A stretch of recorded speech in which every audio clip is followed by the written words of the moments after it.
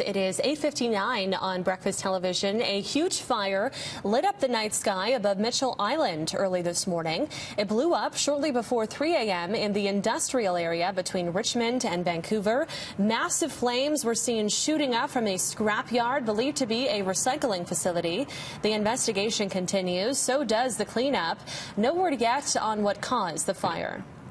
And today we are expecting to learn how the province plans to begin easing some restrictions. Our Greg Harper is live in Port Moody with more on this. And Greg, lots of people are anticipating John Horgan's announcement.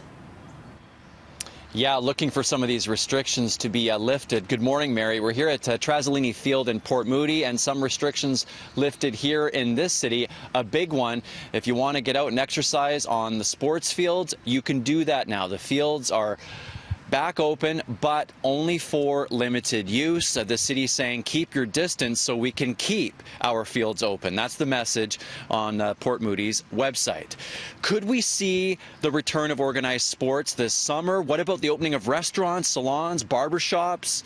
Massage therapists have been out of work. The list goes on and on. Now, Premier John Horgan will be joined by Health Minister Adrian Dix and BC's top doctor, Dr. Bonnie Henry, and it's to announce how the province plans to ease some measures and what that may look like. This announcement follows a steady decline of COVID-19 cases in our province. Even with the easing off of some measures, Dr. Bonnie Henry says this summer it will look different. The orders and restrictions that we have put in place are still in place. So please don't start planning your play dates and expanding your bubble too soon. We need to hold the line right now. We still have outbreaks that are happening in our communities and in our long-term care and acute care facilities. We will see what happens. That announcement is later on this afternoon. Limited use of sports fields in Port Moody means no large gatherings allowed and no organized sports games either. Mary, over to you. Okay, and we are expecting to hear that announcement this afternoon. Thank you so much, Greg. Well, BC recorded just 8 new cases of COVID-19 on Tuesday. That's the lowest daily increase since March. That brings our total count to 2,232. Sadly, there were 4 more deaths reported. 78 people remain in hospital, 21 in intensive care. There's a new outbreak at Richmond Hospital with just 1 case so far. There are also active outbreaks at 22 long-term care homes, including a new one at Evergreen Lodge in North Vancouver. The outbreak at Lynn Valley Care Centre, the first major outbreak in the province, is over. There are some things that will not change in the coming weeks and months.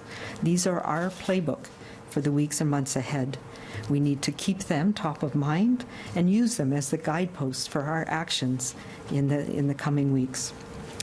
Equally important is making sure that others, so the different sectors that are opening up in our community, in our business, in our economy, we need to have these measures in place to give us all the confidence that when we go into a store, if we go to the park, that we're with our family, that everybody else is taking the same measures as well.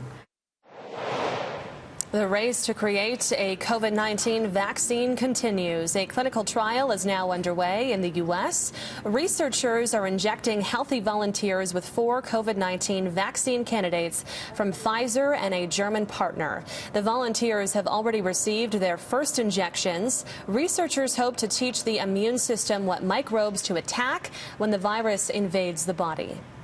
Prime Minister Justin Trudeau says he knows farmers still have concerns about what the COVID-19 pandemic means for their industry in the long term. Trudeau announced a massive aid package for those in the sector yesterday. $125 million is being given to cattle and hog producers. $77 million will help food processors purchase personal protective equipment for workers. The federal government will be spending up to $50 million on surplus food, which will then be distributed to food banks across the country. Critics in the farming and food industry say the amount falls short of what is actually needed. This issue is expected to be in the spotlight during the House of Commons debate today.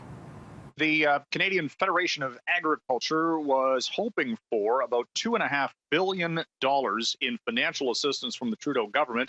They got $250 million, which is still a huge number, but consider We're talking about the nation's food supply chain. Agriculture needs help right now, and they got what the Trudeau government says was the start. Now, the critics are saying, look, you gave $850 million to the WHO and other, the fight against the pandemic, which is fine, but at the same time, domestic needs are just as important, if not more so. A rise in domestic violence during the COVID-19 pandemic means more pets are ending up in local emergency shelters. David Zura explains. Well, thankfully, because we do have amazing foster families, we can increase that capacity. More household pets are being accepted into emergency shelter as we see a rise in domestic violence during the COVID-19 pandemic. That's according to the BC SPCA, which says it has a program that can temporarily look after animals until their guardian is able to care for them again. They bring their animal to us, and we look after that animal either in a shelter, or more often we'll move that animal into a foster home so that they're in a home environment, and also so that their location stays even more secure. Lori Chordick says the SPCA will look after the animal as long as needed and is currently taking in about 6 animals per week under the program. Meanwhile, at least one outreach organization agrees it can be tough for someone leaving a household to know what to do.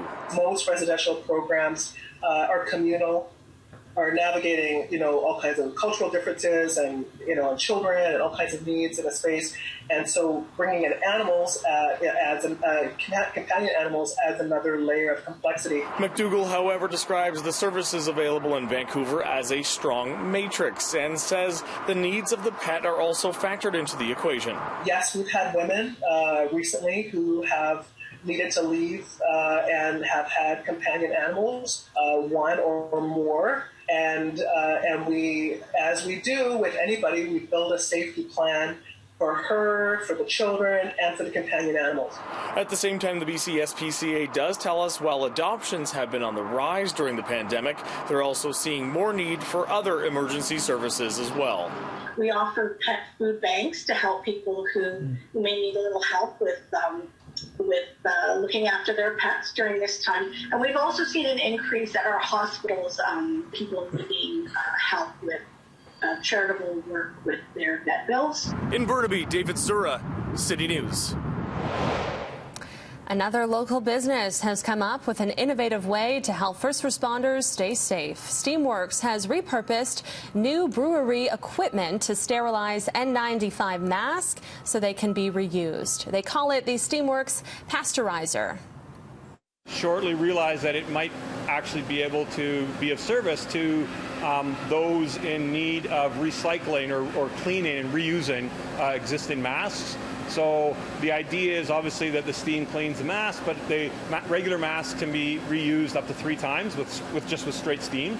So we weren't in need of it right away. So based on the circumstances, we just thought it might be of service to a facility, a medical facility of some kind that might be able to make better use of it than us. And this machine can clean around 1,200 masks at a time or 10,000 a day. Health Canada has confirmed any hospital in Canada can use it without authorization. Vancouver, Edmonton, and Toronto are all set to be in the running as host cities as the NHL tries to squeeze in the rest of the season. But what would that look like for the players? Perry Sokolsky has more. Happy Hump Day, everybody. Made it to Wednesday. Hope you have a good one and stay safe out there. Some sports news. Want to show you what athletes in North America might be in for. This is Ben Lively. He's an American, former Philadelphia Phillies pitcher. Plays in the Korean League. Showing everybody what they go through. They did start their season this week, but they have to get the swab, the temperature testing. Doesn't look good. That's what players would have to go through here if and when we get to see pro sports in North America. It looks like the Bundesliga. Alphonso Davies, Bayern Munich, they will get the go-ahead from government today. May 15th, they will start their league, despite 10 players of the 30-plus teams there testing positive over the weekend. Manchester United telling its players to come back. So maybe soccer's leading the way, although in Brazil, 16 of the top players in their league put a video out saying, we want insurance that our health will be okay if we go and do that. Football news, Brett Favre, $1 million, given $1.1 million to make speeches by the state of Louisiana. Good for him. He didn't make any of the speeches. part of an embezzlement. Not Favre's fault. He won't be facing criminal charges, but a guy embezzling money. Brett gets $1.1 million. Make speech. Don't make a speech. Don't worry about it. And how about creativity? We're seeing a lot on social media. I love these skateboard kids. They're skateboarding. All of a sudden, there's a blue tarp. It looks like you're in the pipe. You're getting a job done. Do a little surfing. That's it for us. Get your job done. Do it. Stay safe, everybody. Have a great Wednesday. Video. Thank you so much, Perry. 9:09 on Breakfast Television. We're going to take a break. We'll have more BT ahead. Stay with us.